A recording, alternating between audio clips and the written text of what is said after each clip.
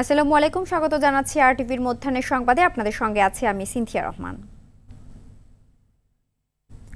জনশক্তি রপ্তানি নিয়ে বাংলাদেশ ও মালয়েশিয়ার মধ্যে সমঝোতা চুক্তি সই হয়েছে।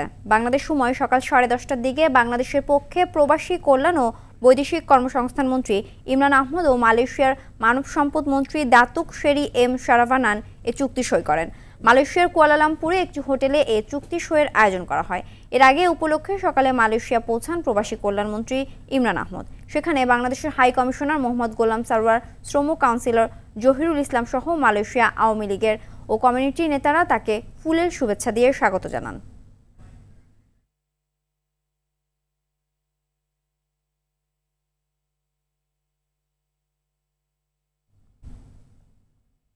সমঝোতা চুক্তি সই নিয়ে বিস্তারিত জানাতে মালয়েশিয়া থেকে সরাসরি যুক্ত হচ্ছেন সহকর্মী মোস্তফা ইমরান রাজু।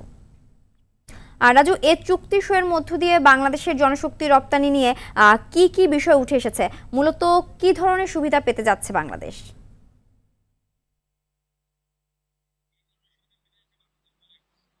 সিনথিয়া, আপনি যেমনটি বলছিলেন যে চুক্তি স্বাক্ষরিত হয়েছে, এটি অত্যন্ত আনন্দের এবং এটি বহুল প্রতীক্ষিত একটি চুক্তি। সব সেক্টরে বাংলাদেশ থেকে কর্মী নেবে মালয়েশিয়া। এটি এখানে লক্ষ লক্ষ শ্রমিকের কর্মসংস্থানের সুযোগ হবে।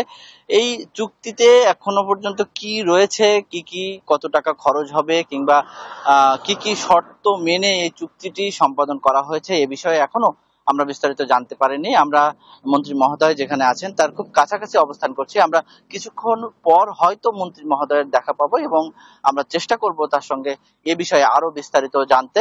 তবে যতটুকু জানতে পেরেছি, মন্ত্রী মহোদয় গুরুত্ব দিয়েছেন কম খরচে মালয়েশিয়ায় কিন্তু বাংলাদেশ থেকে কর্মী আনার বিষয়টি।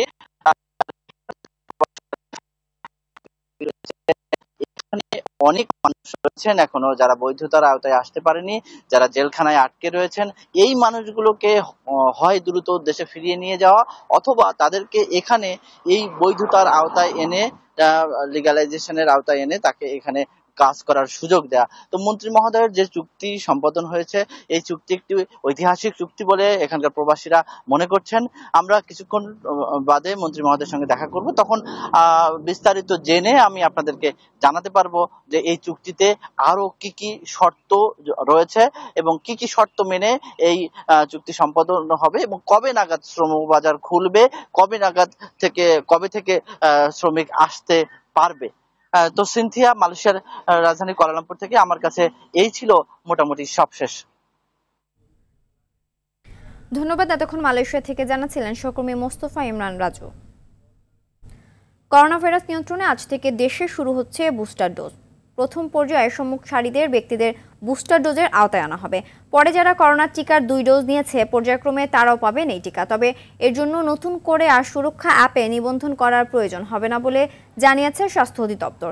এদিকে কিছুক্ষণের মধ্যে রাজধানীর মহাখালীর Bangladesh college of physicians and surgeons মিলনায়তনে বুস্টার ডোজ প্রদান কার্যক্রমের উদ্বোধন করবেন স্বাস্থ্য ও পরিবার কল্যাণ মন্ত্রী জাহিদ মালেক।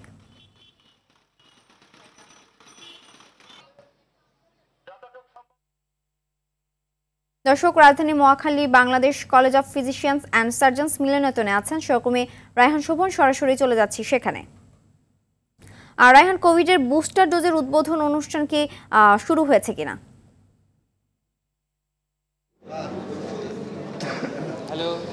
সিনথিয়া, ঠিক 12টায় কিন্তু এই অনুষ্ঠান শুরু হওয়ার কথা ছিল, কিন্তু এখনও কিন্তু শুরু হয়নি। তবে অল্প কিছুক্ষণের মধ্যে এই অনুষ্ঠান শুরু হতে যাচ্ছে, এই উদ্বোধনী অনুষ্ঠান। মূলত আজকে বুস্টার ডোজ দেওয়া হবে, সম্মুখ সারি যারা আছেন তাদেরকে এই বুস্টার ডোজ দেওয়া হবে। আমরা জানতে পেরেছি যে আজকে 24 জনকে এই বুস্টার ডোজ দেওয়া হবে। মূলত নার্স এবং সাংবাদিক এবং করোনার সাথে সংশ্লিষ্ট যারা আছেন তাদেরকে কিন্তু এই বুস্টার ডোজ দেওয়া হবে। এছাড়া আরেকটি বিষয় আপনাকে জানিয়ে রাখি, পরবর্তীতে কিন্তু সুরক্ষা যে অ্যাপ আছে সেই অ্যাপে কিন্তু বুস্টার ডোজের যেই উপযোগী যারা আছেন তাদেরকে কিন্তু একটি তালিকা করা হবে এবং এরপরে কিন্তু সারা দেশে কিন্তু একযোগে এই বুস্টার ডোজ দেওয়া হবে বলে আমরা জানতে পেরেছি। আজকে আরেকটি বিষয় আপনাকে জানিয়ে রাখি, যাদের এখন পর্যন্ত 6 মাস হয়েছে, 2টি ডোজ দেওয়ার পরে 6 মাস হয়েছে, তাদেরকেই কিন্তু এই বুস্টার ডোজ দেওয়া হবে এবং প্রথম এই ডোজটি দেওয়া হবে ফাইজারের টিকা দেওয়া হবে। এখন পর্যন্ত ফাইজারের কিন্তু 7 লক্ষ ডোজ তাদের হাতে আছে বলে আমরা জানতে পেরেছি। এছাড়া আরেকটি বিষয় আপনাকে জানিয়ে রাখি, এই যে বুস্টার ডোজটি আছে সেটি কিন্তু আজকে শুধুমাত্র যে নার্স এবং করোনার সাথে সংশ্লিষ্ট যারা আছেন শুধু তাদেরকেই দেওয়া হবে এবং অল্প কিছুক্ষণের মধ্যেই এই অনুষ্ঠান শুরু হবে বলে আমরা জানতে পেরেছি। তো এই ছিল আমার কাছে রাজধানীর মহাখালী থেকে সর্বশেষ তথ্য। সিনথিয়া। ধন্যবাদ। মহাখালীর বিসিপিএসএ থেকে যুক্ত ছিলেন রায়হান শোভন। বিজিবিকে আধুনিক, শক্তিশালী ও গতিশীল বাহিনী হিসেবে গড়ে তুলতে কাজ করছে সরকার। সকালে গণভবন থেকে ভার্চুয়াল মাধ্যমে পিলখানায় অনুষ্ঠিত বিজিবি দিবসের অনুষ্ঠানের বক্তব্যে একথা জানালেন প্রধানমন্ত্রী শেখ হাসিনা। এ সময় বাহিনীর শৃঙ্খলা রাখতে বাহিনীর প্রতিটি সদস্যকে চেইন অব কমান্ড মেনে চলার আহ্বান জানান তিনি। অনুষ্ঠানে পিলখানার অভ্যন্তরে সীমান্ত সম্মেলন কেন্দ্রের উদ্বোধন করেন প্রধানমন্ত্রী।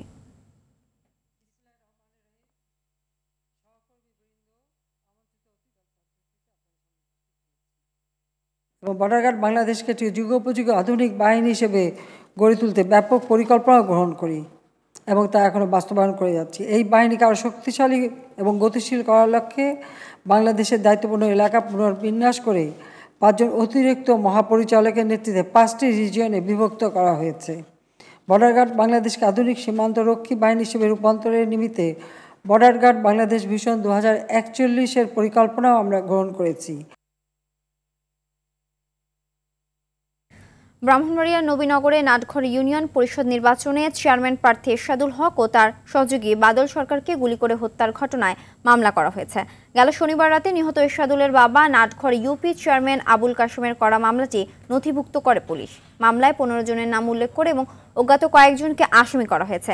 এ সময় পুলিশ জানায় হত্যার ঘটনায় দায়ের করা মামলায় ইতিমধ্যে একজনকে আটক করা হয়েছে। এর আগে গেল শুক্রবার রাতে দুর্বৃত্তদের গুলিতে চেয়ারম্যান প্রার্থী এরশাদুল ও তার সহযোগী বাদল নিহত হন।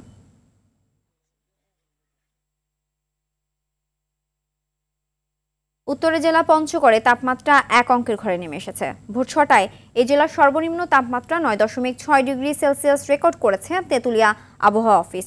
গেল প্রায় 3 সপ্তাহ ধরেই এই জেলার দেশের সর্বনিম্ন তাপমাত্রা বিরাজ করছে। শীতের তীব্রতায় কষ্ট বেড়েছে খেটে খাওয়া ও নিম্ন আয়ের মানুষের।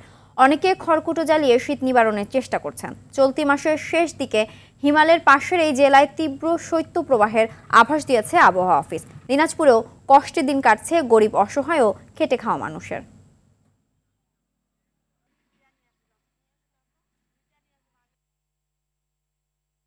আমাদের উত্তরাঞ্চলে অনেক কুয়াশার জন্য মানে ঘর থেকে বাইরে হওয়া যায় না। ঠান্ডা করছে, শিশিরিয়া হাওয়া, এই ঠান্ডা খুব লাগছে। কম্বল টম্বল তো আমার নাই, গরিব মানুষ।